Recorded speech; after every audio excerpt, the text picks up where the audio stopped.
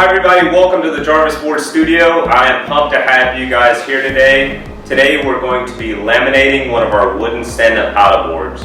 Now to me that's probably the most exciting part of the build process. You get to watch the wood transform from this sort of flat, dull, unfinished wood look and really get to watch for the first time those wood grains come to life and see what your board's going to look like. So today we're in the studio and this video is going to be great for the backyard builder that wants to build their own board at home. It'll hopefully be informative and instructional enough so that you can follow along to laminate your own board. But it's also going to be great information for those that are just curious about how we build our boards in our studio. So before we get started in the build process, first I want to highlight some of the supplies that you may need to laminate or glass your board at home. Obviously you'll need the fiberglass cloth, you'll need epoxy, gloves, mixing cups, mask, and several other items. If you want a complete list of everything that we utilize in this video, we have a link at the bottom of this video in which you can see and download a complete list of everything that we use, as well as purchase in kit form all of the supplies needed to laminate a board as well. So before we get started glassing the board, there's a few housekeeping and safety things that I want to highlight. One, when you're working with epoxy, make sure that you always have and wear proper gloves to keep the epoxy off your hands and skin. It doesn't burn or anything like that, but some people develop allergies or sensitivity to epoxy, so you want to make sure and keep as much of it off your hands as possible. When you're looking for a proper space to glass your board, you want to make sure that the temperature is within a certain range of your epoxy. Most epoxy manufacturers will offer a slow, fast, or medium speed of epoxy, and that is all contingent on the temperature that you're working in. This epoxy is temperature sensitive, so the hotter it is, the faster it's going to harden and the less working time you're going to have to actually laminate your board. So let's start laminating this board. The first step is to mix your two-part epoxy according to the manufacturer's recommendations. It's absolutely critical that you measure carefully and make sure that you've thoroughly mixed epoxy so that it hardens correctly. Unlike traditional surfboards, there's an extra step that needs to happen when laminating wooden paddle boards. First, you'll need to do what's called a cheater coat or a seal coat.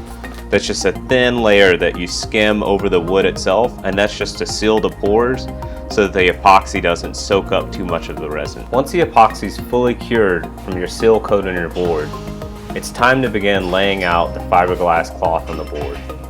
Now this cloth will serve as an additional reinforcement layer to help protect and waterproof your board and add strength to it. It rolls out as a single sheet. Once that sheet is out, smooth out any wrinkles that may be in the cloth itself and carefully go around the edge of the board, trimming it so that it hangs about 1 inch to 2 inches underneath the board. For our typical wood boards, we'll use a single layer of 6-ounce cloth as it provides a perfect balance between strength and weight for the boards themselves. Your project may vary and may use 4-ounce cloth, 6-ounce cloth, or 12 ounces. It just depends on what thickness of wood you use for your project. Once the cloth is set and on the board, it's time to mix up another batch of epoxy to actually laminate and make the cloth transparent on the board itself. I can't stress enough how important it is to mix thoroughly and measure accurately.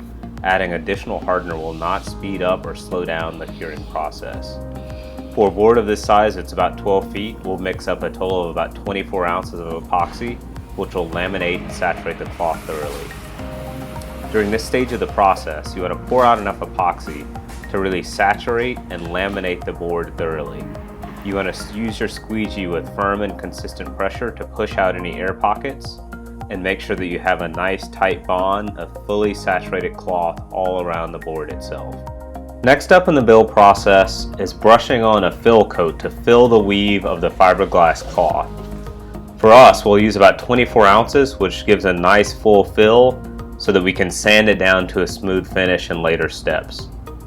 In a production environment, we typically brush this fill coat on once the first laminating coat has cured to about 70 or 90% of its hardness. If you're waiting until the following day or until full cure for that first coat, then check with your manufacturer to see if you need a sand between coats. For For the fill coat itself, you simply pour on epoxy, brush it in, and smooth it out to make sure you fully fill the weave over the entire surface of the board. Thank you guys so much for dropping by the Jarvis Board Studio today. I sincerely hope that you got some value out of this video.